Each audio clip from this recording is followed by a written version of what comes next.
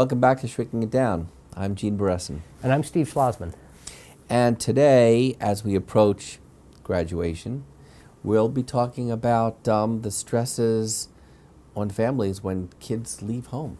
So you mean high school graduation? Then? Yeah, high school graduation. Okay. Yeah, I mean, 'cause there's a lot of graduations. Right. But yeah, let's talk about high school graduation. So, well, you have a daughter that's about to go off.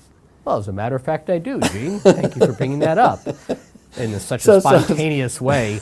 My daughter is a senior in high school. She's definitely a second semester senior. She will leave for college. We are, she's a kid who plays her cards close to her chest, so how nervous she is, we're not entirely clear, but we know there is some nervousness there. I do think it's important that we point out that, she's going to college. I'm proud of her and excited about it, but still, in the United States, and I'm not passing judgment on this, I don't think this is bad or good, most kids don't go to college. The majority actually don't go to college. So whether you go to college or not, graduating from high school and potentially leaving home is stressful. So let's look at that. So what are the stresses on these kids and on families in preparation for departure, for liftoff? And then we can talk about what are the stresses once the kids have flown the coop. No, I think we should, before we get into that, we should make it clear that we could fall into the trap of talking particularly about one or another socioeconomic group. Right. And ignoring the fact that there are multiple kinds of families, multiple settings from which kids leave home. Some places where kids don't leave home, but they still transition to being more independent. So each situation will have a special set of pressures. So we have to be careful about our generalizations. Yeah. Having said that, there are certain ones we could probably agree on for everybody. Sure. Right? I mean, so the ones that I've heard a lot about are, worries about the kids, for example, like, am I going to get a job?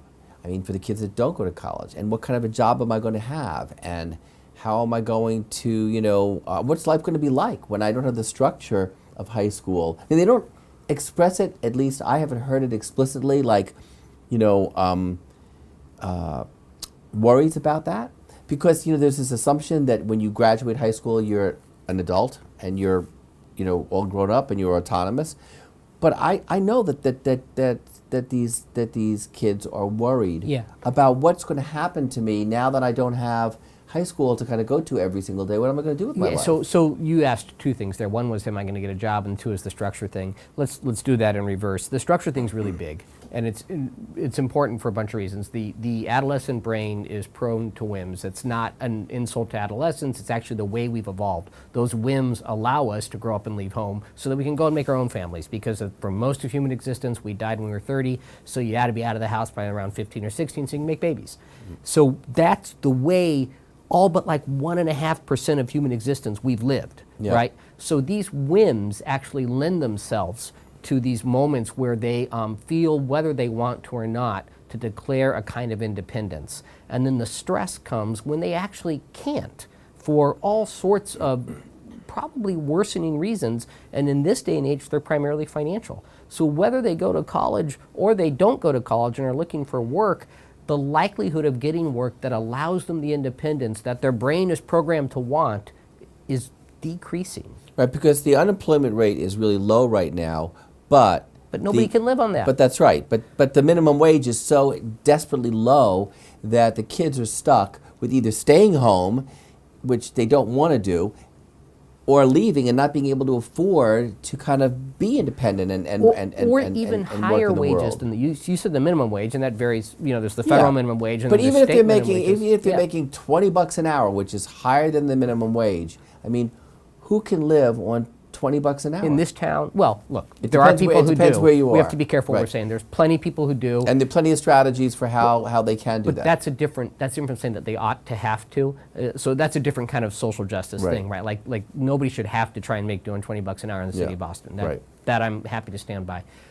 But I think for kids, the stresses of leaving home right now are, can I achieve the independence that I have been told is my birthright, literally, by my culture, that I so desperately want because my brain tells me to want it?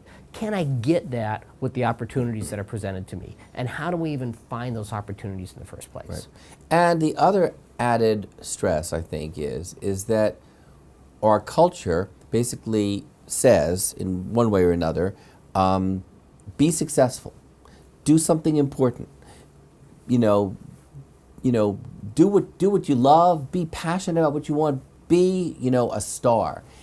And it's not that easy to be a star, whether you're going to college or whether you're going out into the workplace. I mean, it's very difficult to kind of like make a mark. Right, and also the standards for being successful have changed. So just be. I mean, we can have these discussions with kids, right? We can say, does successful mean you'll be able to live by yourself in an apartment and pay your rent, or does successful mean that the whole world knows who you are because you're a famous YouTuber, but you don't make much money? Like all these different markers for success are grossly higher than they used to be. Not gross like it's icky, but gross like it's just a much larger number than it was once before. And I think that's confusing to kids too. Okay. And so let's move to the next phase, and that is, okay, so the kid leaves, whether they're going off to work and, sharing an apartment or sharing something with other kids, or which most have to do, or going to college. And all of a sudden, they don't have the structure, they don't have the guidance, they don't have the regularity that they had when they were living at home. And then they have to kind of like figure out, okay, how do I make do on my own, as it were? There are 168 hours in the week. Yep. And I've got to do something with them because I got to be at certain places at certain times. Yeah, so I apologize, I got away from that structure issue. It reminds me of a really interesting bit of data that came out about 6 or 7 years ago around substance abuse, especially alcohol. So kids who go to college and then graduate and go work for, say, an investment banking firm, they get into less trouble with greater amounts of alcohol with their employment than do kids who go straight to, say, construction. And the reason for that is you can't show up on the construction site hungover or drunk. You put other people at risk. So the boss intervenes. When I say less trouble, I mean the kids at Goldman Sachs are allowed to go longer drinking more and more because it's part of the culture. Whereas the kids who have gone out into the quote-unquote real world actually are forced to grapple with the real world ramifications of their behaviors much quicker. They'll lose their job if they can't perform on the construction site. Supposedly, I don't know if this is true, and I might offend some bankers, you can actually maintain your banking status with a fair amount of booze on board. So there was an interesting bit of study looking at two populations that were very similar except for that difference. I think that's really interesting, and it suggests that the kind of monitoring that happens, say, at a construction site is actually really important for those whims that your brain otherwise might chase. Yep. So the structure helps. But what about what other stresses are there? So, what about the stresses of dating, of partying, of the social world? I mean, what's interesting to me is they're very different pressures. I mean, the students who are in college, and the kids that are not going to college, have all kinds of social pressures that are different than they had in high school. Well, let me ask you this then. I agree with you, and we can be of use to kids during these age. Like parents, you don't have to sit back and watch the devastation take place. You can offer advice. They might not listen or appear to listen, but they'll hear you. Well, so getting back to the neurobiology of adolescence, and given the fact that the brain is not fully developed until 26, we treat over 18 as adults, and we had a podcast about delayed adolescence versus we just treat them. We send them to war. We send them to war, right? We let them vote. Yeah. Which we should. Well, we should. But you see, I think what you're saying is that these young adults still need supervision. They still need mentoring. They need support. They need guidance. And they need a quieter amygdala. They need us to bring our frontal quieter cortex, limbic apparatus so that their frontal lobe can get in on the conversation. Right. That's been the job of parents since parenting has existed. But what are the unspoken rules? Like in medical school, we call it the hidden curriculum. Is the hidden curriculum, don't talk to your parents about these things? Don't, keep it to yourself, or And have we kind of played into that by kind of letting them go and not knowing how to initiate conversations in a way that we can actually be helpful without and be non-judgmental? It's an interesting question, because I wonder if kids have found a way to let us know by posting things online.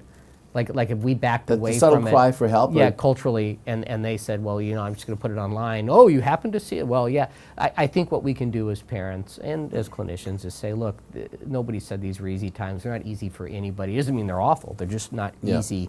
We've been through them. That's the way humanity works. You want to talk about it? And if they say no, you say, well, it strikes me that this is going on. You're in a little too deep on this front. You're not too deep on this one. Think about it. Yeah. I think those things can go a long way. Well, it's interesting. It's interesting because in my own experience, I've got 4 kids, and there's something that happens, and all of them went to college. And eventually completed college, but at about, at about 20,